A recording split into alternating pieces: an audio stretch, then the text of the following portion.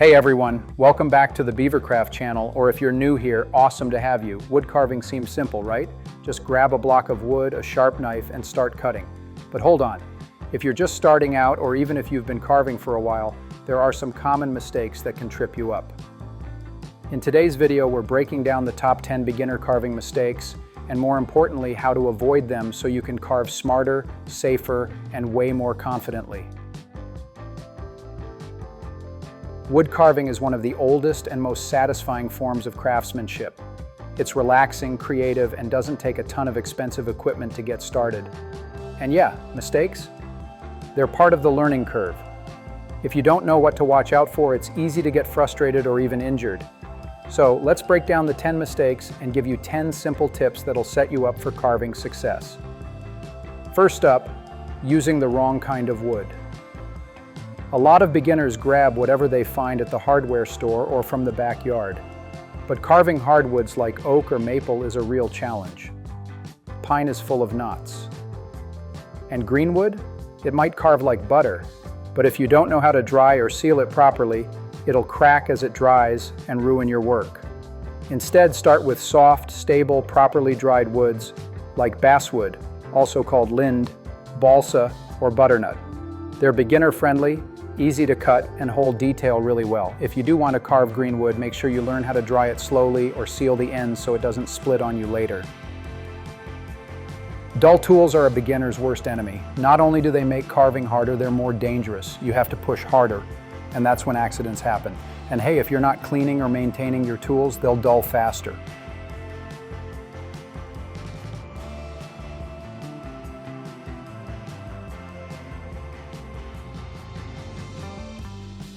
Strop your blade regularly, clean off resin or wood dust, and sharpen when needed. A well-maintained blade is safer, faster, and more fun to carve with.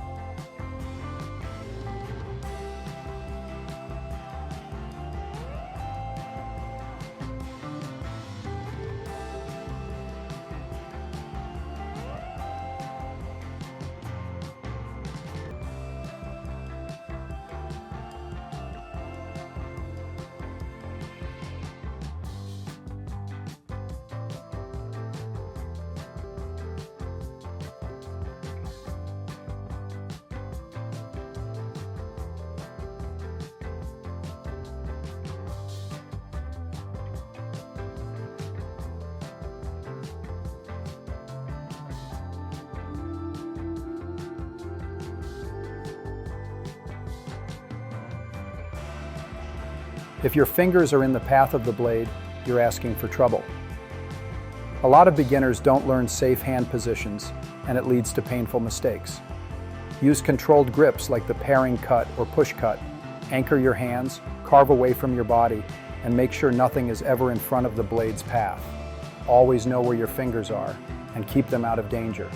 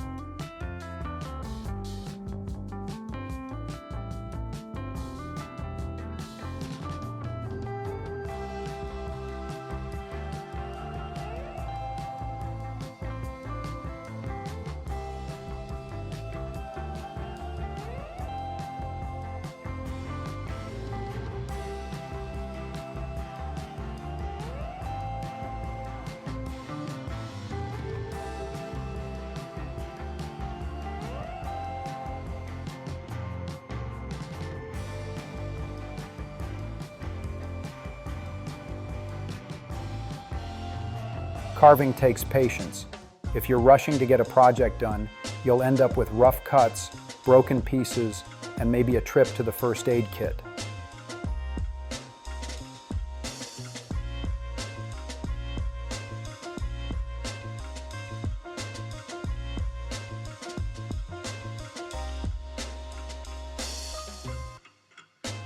Slow down. Focus on clean, deliberate cuts. Take breaks. Carving is about enjoying the process, not racing to the finish line. Seriously, no one's handing out medals for finishing fast.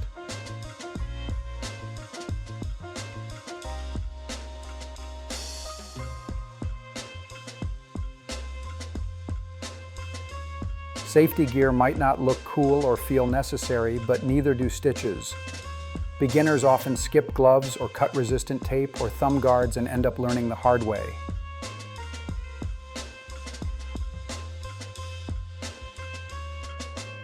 The fix? Use a carving glove on your non-dominant hand or wrap your thumb and fingers with safety tape. It's a simple way to protect yourself while you're building tool control and skill.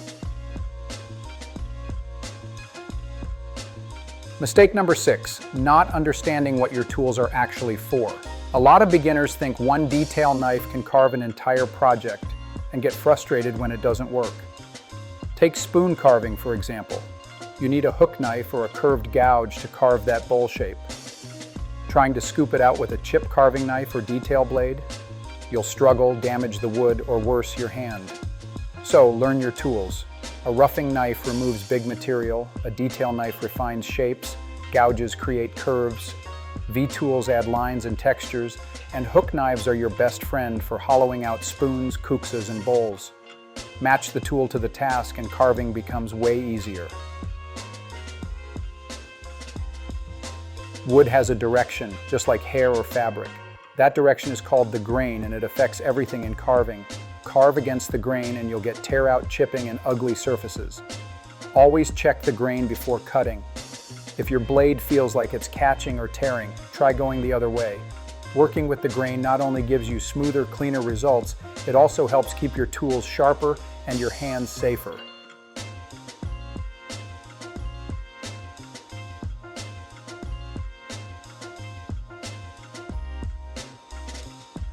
Wood carving isn't about brute strength. If you're muscling through every cut, something's wrong. Too much force not only makes your carving sloppy, it also increases your chances of slipping and cutting yourself. Instead, use light, slicing cuts and let the blade do the work. If it's not cutting, strop your knife or rethink your angle. More force means less control and less enjoyment too. Don't jump into the details before your shapes are blocked out.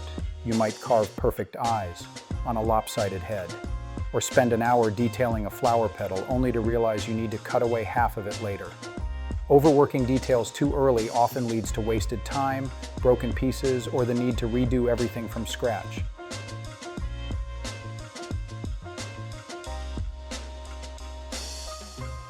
Always start by carving the basic shape. Get the silhouette and proportions right first. Once the foundation is solid, then move into the finer stuff like textures, features, and embellishments. It's just like building a sculpture. You wouldn't polish the nose before you've shaped the face. Big to small always wins.